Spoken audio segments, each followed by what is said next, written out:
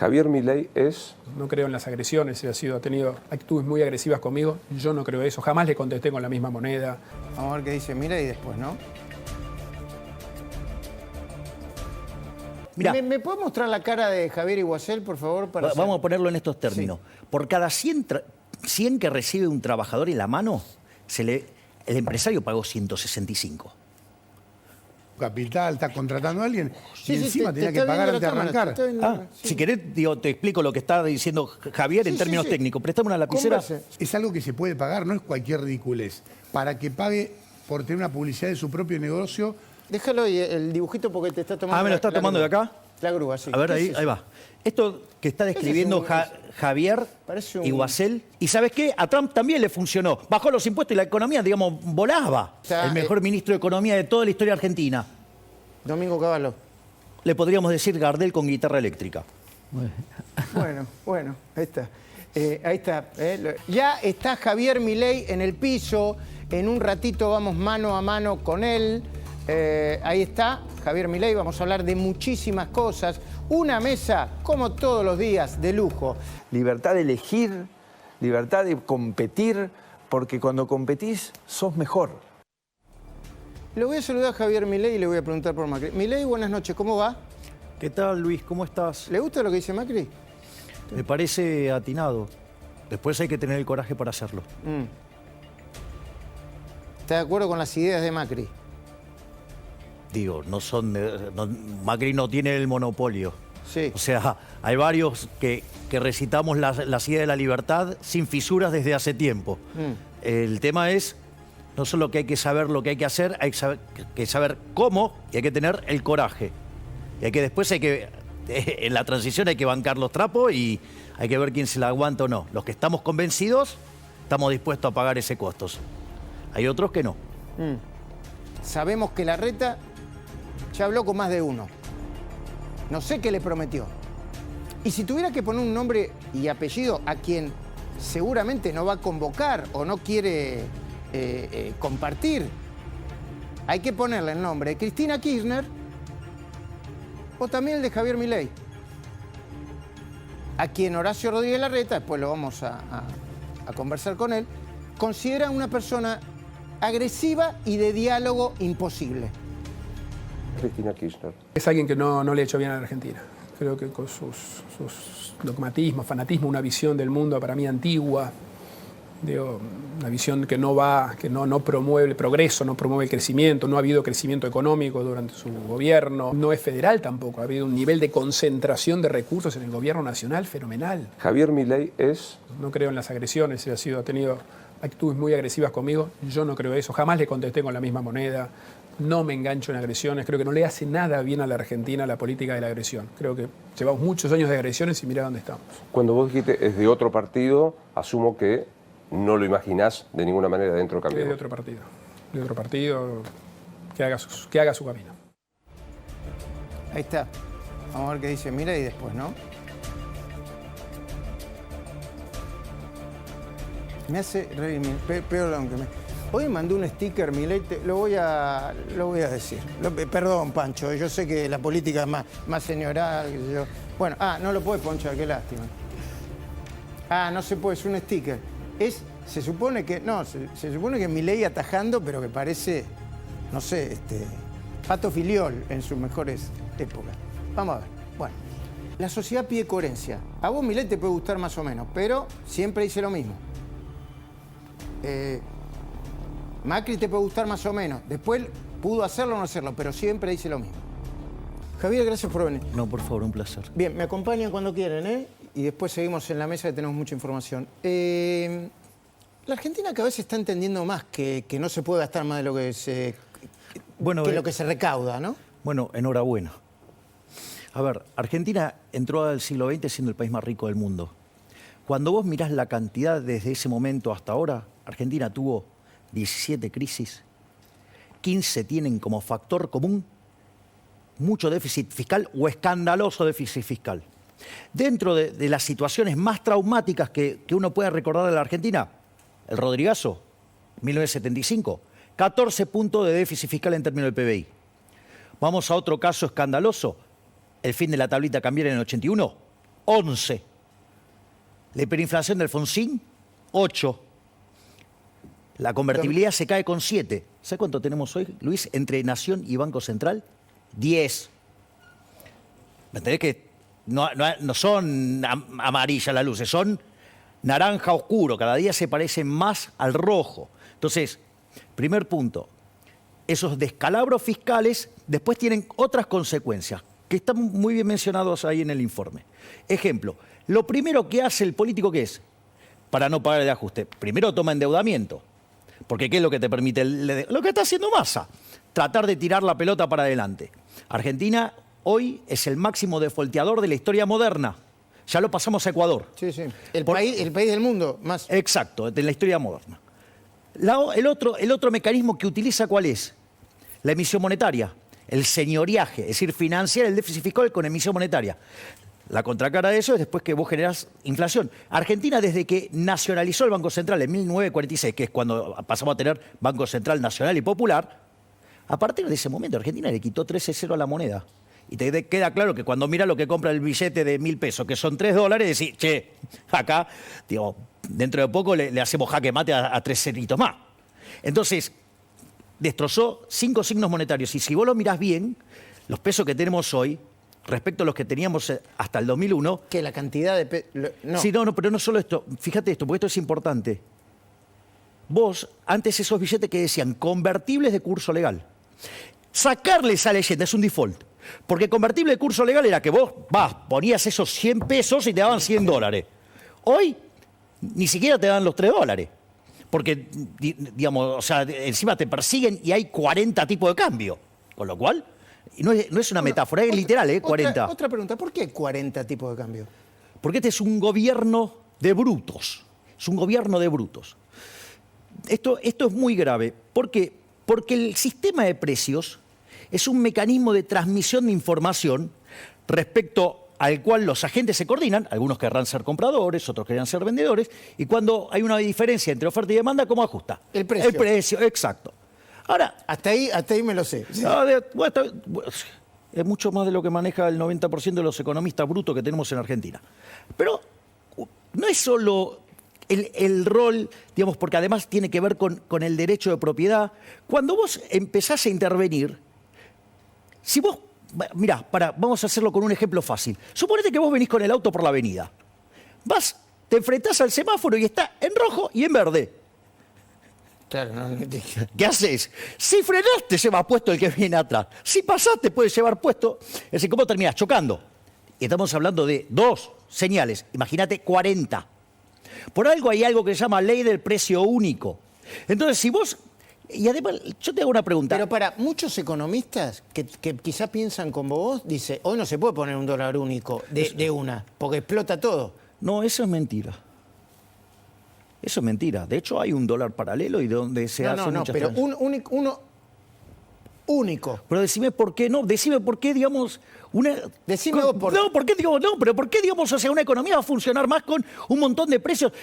¿Te das cuenta que es dirigismo puro? Pues eligen el tipo de cambio que le... A ver, bueno, a vos, Luis, te digo un dólar de tanto, a vos un dólar de tanto. Mira la barrabasada que hicieron con el... De acuerdo a la capacidad de lobby de cada sector. Y entonces, estás eligiendo el ganador. Es absolutamente discrecional. Es una barrabasada. Es autoritario. Aparte, la pregunta es... De vuelta, ¿te acuerdas cuando hablábamos del dólar soja? Sí. Digo, yo te dije, si yo estuviera manejando tu portafolio, compra 200 y vendo a 140, ¿cuánto tiempo duro antes que me pegues una patada? Bueno, No, pero yo te pregunto, vos ponés hoy el dólar único, ¿cuánto se va el dólar? eso es imposible saberlo. Ah, bueno. No, pero de vuelta. Pero, ¿por qué creer que las restricciones vas a estar mejor con las restricciones? ¿Por qué la solución? Porque cuando... te lo digo de la lógica, pero yo no se lo defiendo, lo estoy planteando. Porque cuando... Es como que cuando vos a un adicto a la cocaína le sacás la cocaína y de inmediatamente haces un desastre. Lo tenés que llevar... vamos por parte. ¿En qué mundo ser más libre es peor que ser menos libre? Porque acá lo que hay que comprender con el tema del control de capitales, hay una dimensión moral y hay una dimensión técnica.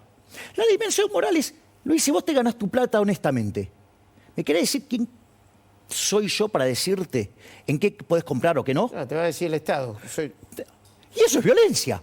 Digo, o sea, este gobierno y toda una familia de economistas brutos que frente a, por ejemplo, te recitan el problema, la restricción externa. La restricción externa es un exceso de demanda de divisas. Si vos liberás el tipo de cambio, no existe más el problema. Ni siquiera necesito tener reservas si tengo tipo de cambio libre. Entonces, la realidad es que, ¿por qué, digamos, yo voy a estar restringiendo la libertad? ¿Por qué, digamos, o sea, yo tengo derecho como Estado de ser tan violento de arruinar el fruto de tu trabajo? Pues digo, eso Es una pregunta. Dame un segundo. Sí. Pero eso te restringe tu consumo presente. Pero si vos tenías 100 pesos en el año 2001, tenías $100.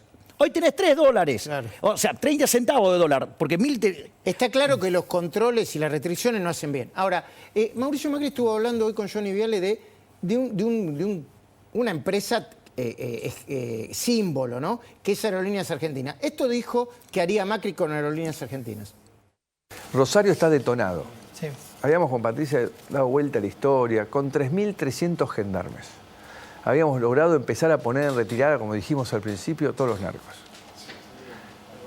Aerolíneas Argentinas nos cuesta 33.000 gendarmes. Podríamos poner 33.000 gendarmes en Rosario. Podríamos acompañar a desayunar, al baño, a cada lugar, a cada narco hasta que se vaya. O en el sur, ¿no? O en Donde la quiera. Patagonia. Pero para darte una proporción, o sea, sí. por algo que hay empresas que lo hacen sin que nos cueste nada a nadie que no paga el pasaje.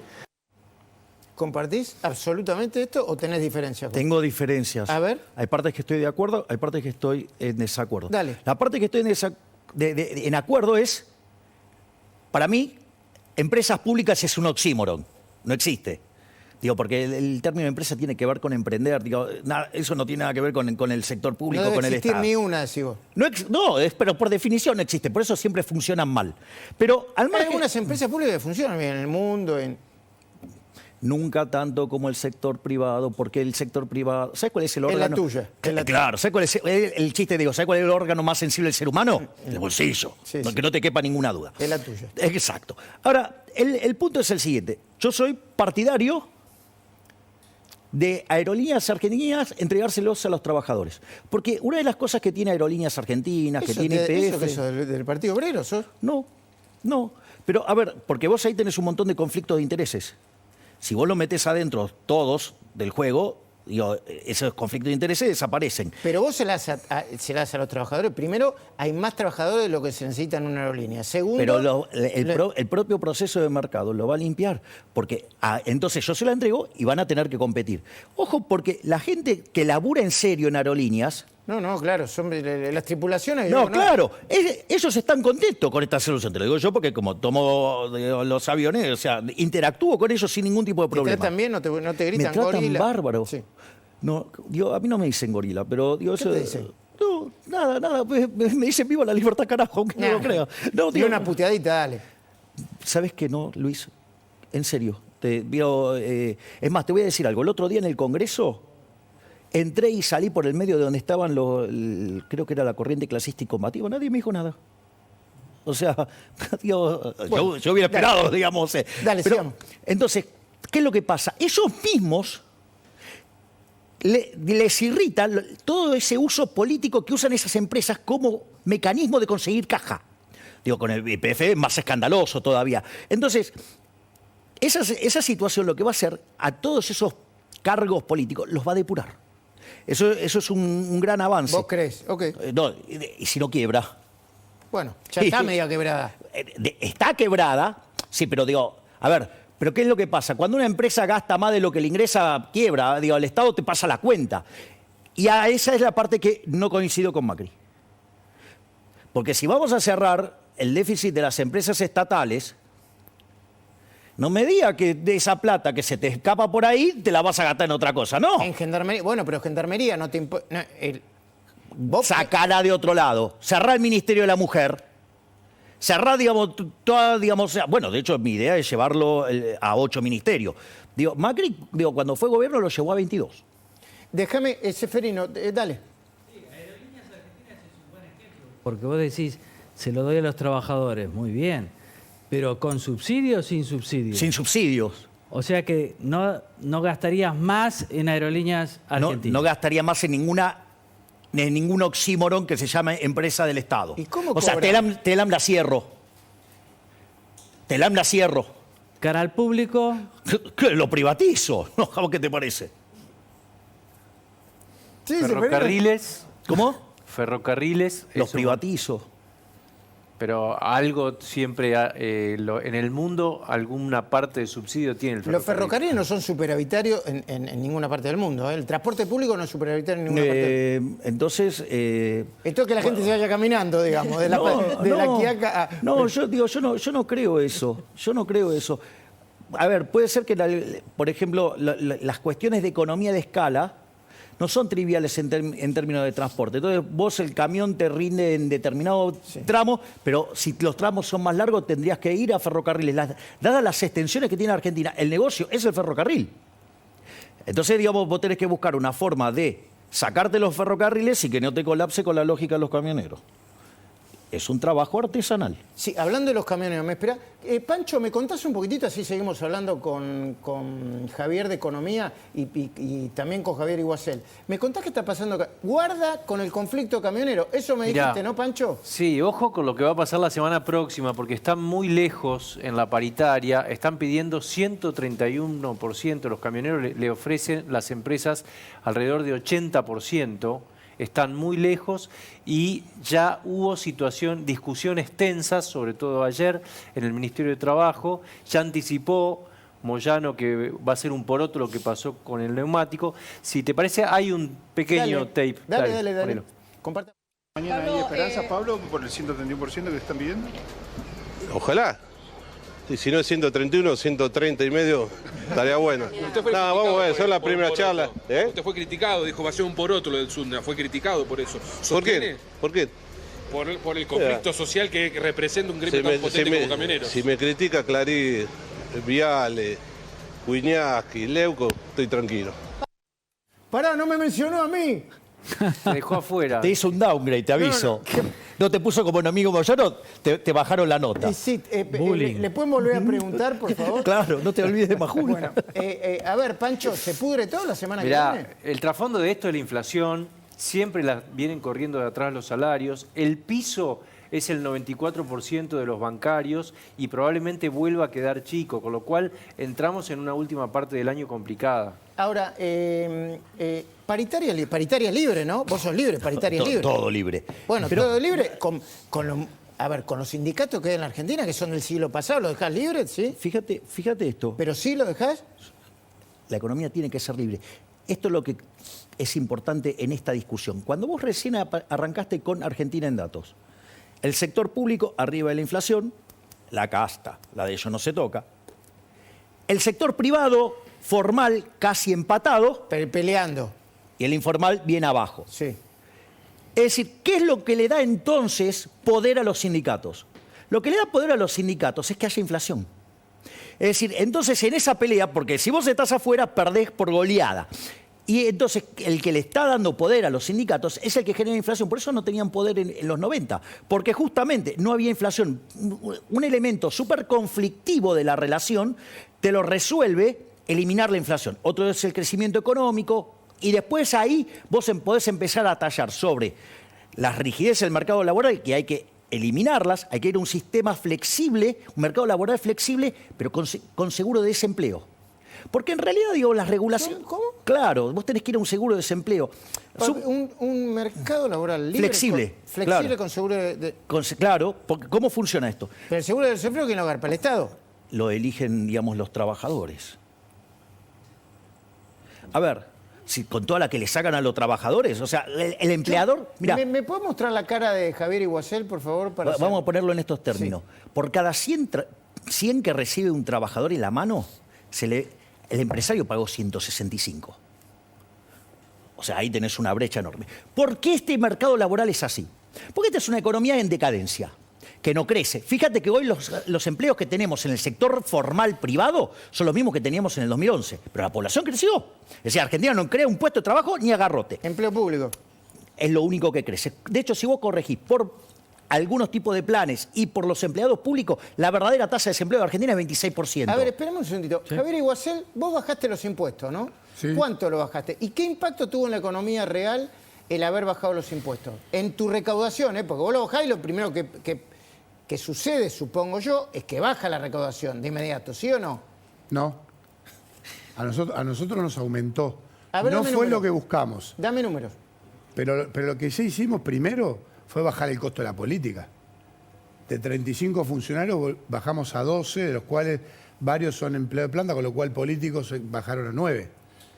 El déficit que había por la plata que se llevaba a la política, contratos truchos, etcétera, lo redujimos del primer sacudón el primer mes. Y después lo que hicimos fue eliminar. Algunos bajamos, pero la mayoría los eliminamos. Derecho a construcción. Antes de arrancar a construir tenía que pagar. Derecho de habilitación para un negocio. Vos no sabés si te va a andar bien, si no, estás poniendo tu capital, estás contratando a alguien y encima tenía que pagar antes de arrancar. Si querés, te explico lo que está diciendo Javier en términos técnicos. Préstame una lapicera. Converse. ¿Una lapicera? ¿Te la puedo, ya que estamos en la libertad de mercado, ¿te la puedo alquilar? Sí, obvio, dale. $300. No tengo problema, dale. Digo, con tal. No, el otro es el dólar Mickey Mouse. Y en términos prácticos, ¿sabes lo que pasó? Sí. Pagaba el 45% de la gente. Y hoy paga el 95, 93%. Es decir, antes había pocos que pagaban mucho y ahora hay muchos que pagan poco. Es un sistema más justo. Perdón, Javier, dale una lapicera. Para que Majul me dio una lapicera que no anda. La lapicera que anda te la alquilo 500. Claro, exacto. Perdón, Javier, adelante, por favor. No, decía que en términos prácticos lo que pasó fue eso. De mucha gente que pagaba poco, poca gente paga mucho, el 45% de recaudación sobre lo total que debería recaudar, pasamos al 93%. Ahora hay muchos que pagan poco. Es un sistema más justo. Entendí. La economía, ¿qué porcentaje está en negro? O sea, bajó el nivel de evasión, querés decir vos. Exacto, casi a nada. Porque es algo que se puede pagar.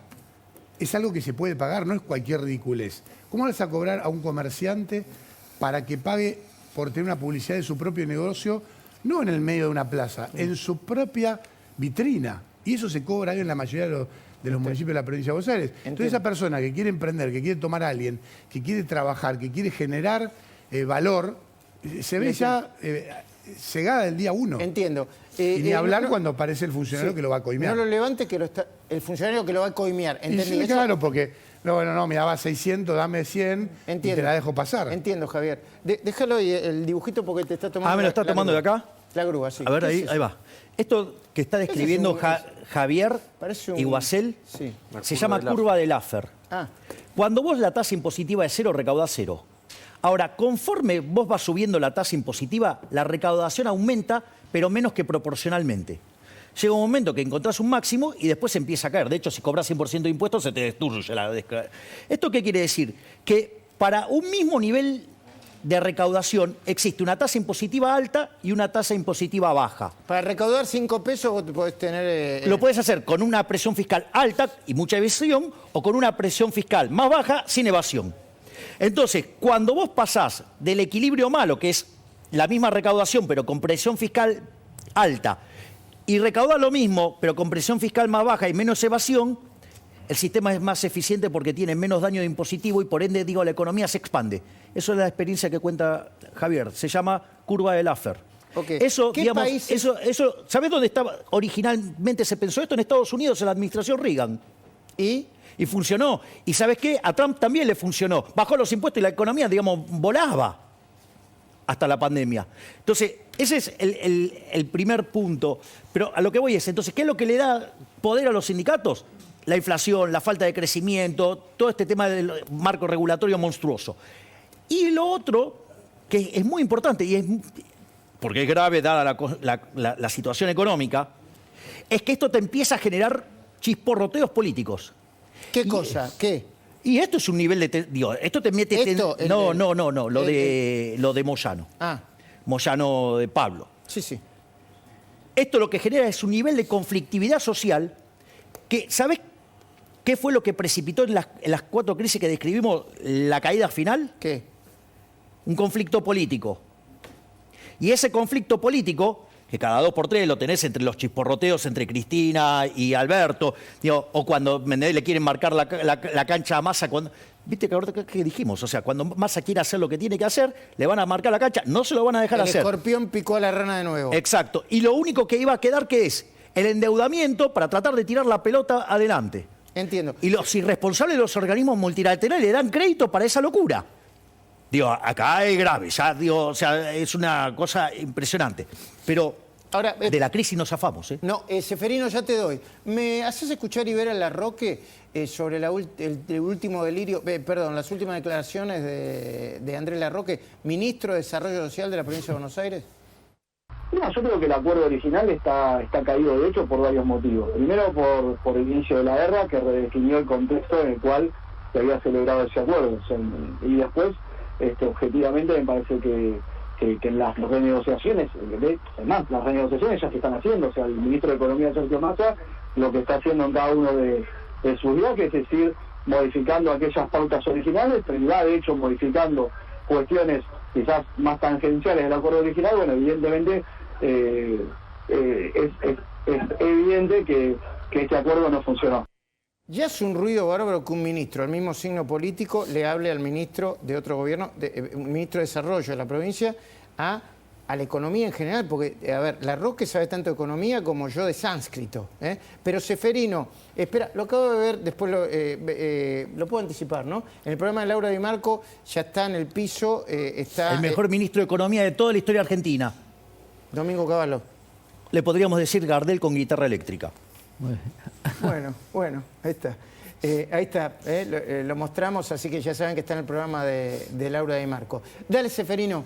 Sí, y hablaste, diputado, de los sindicatos, pero ¿qué tal con los movimientos sociales que tienen tanto poder y acá bloquean todas las 9 de julio y demás?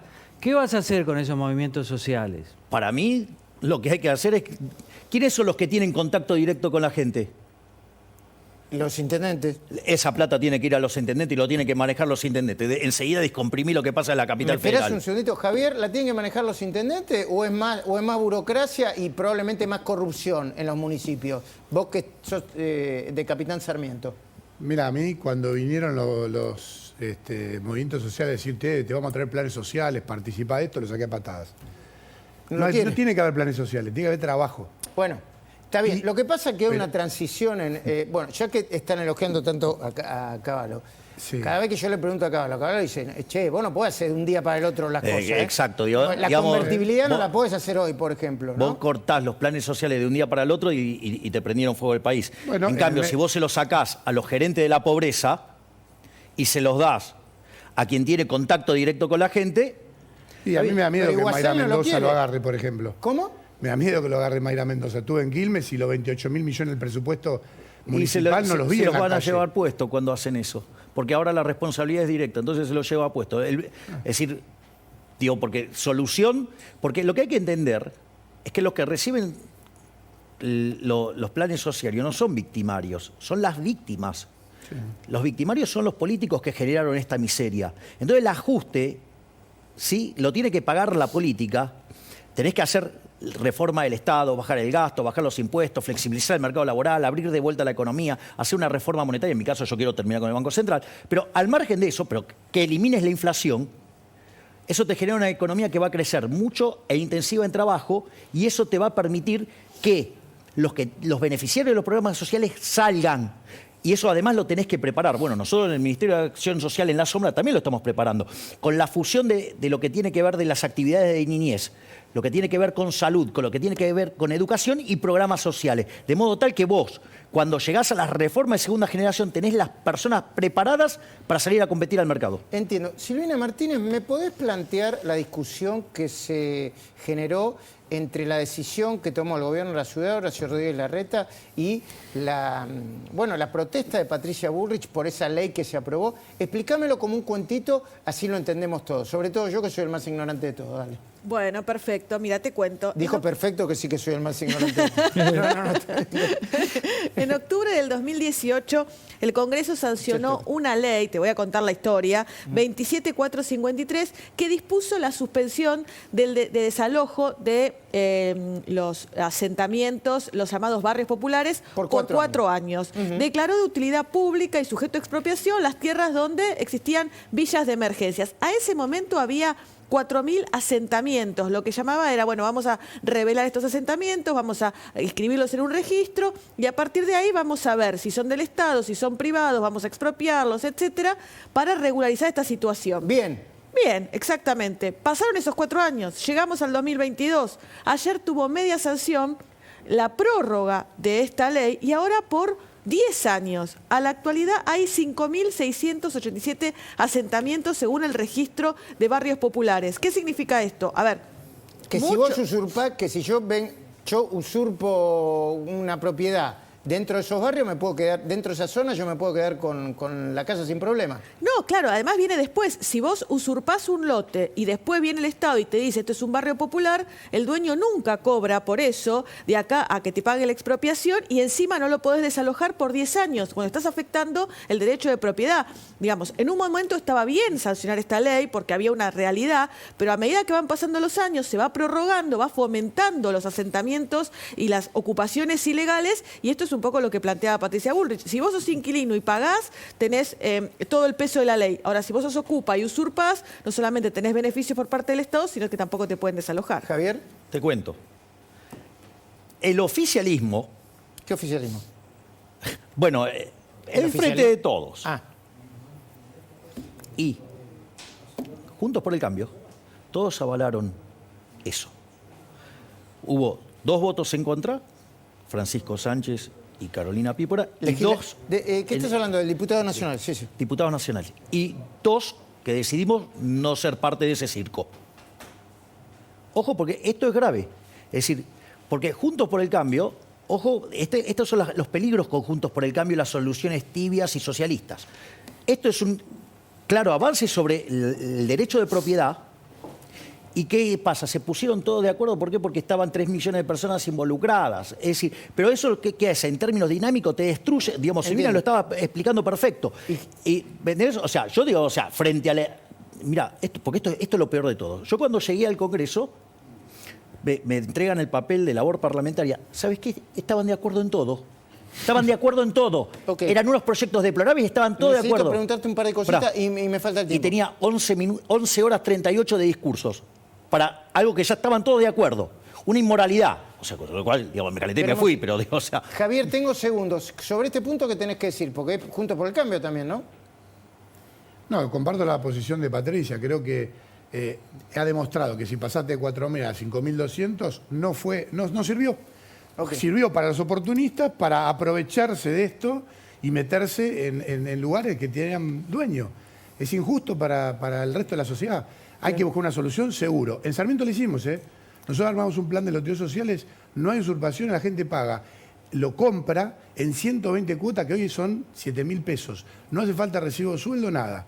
¿Por qué no lo hacen en todos los municipios? ¿Por qué no lo hacen en toda la Argentina? La solución la tiene que dar, se puede dar, porque la plusvalía, decir, che, esto era campo, ahora te permito que lo lotees, la tiene el Estado municipal. Se puede hacer, hay que hacerlo nada más. Siempre te hago las preguntas difíciles y te pido poco tiempo porque termino, no te quiero interrumpir. ¿Eliminar las PASO? No, digo yo. ¿Por qué cambiar la regla de juego? Yo te digo mi mirada. Estamos jugando el partido y en la mitad del partido querés jugar al básquet y estamos jugando al fútbol. Yo no estoy de acuerdo con eso. A ver, yo voy a explicar la situación.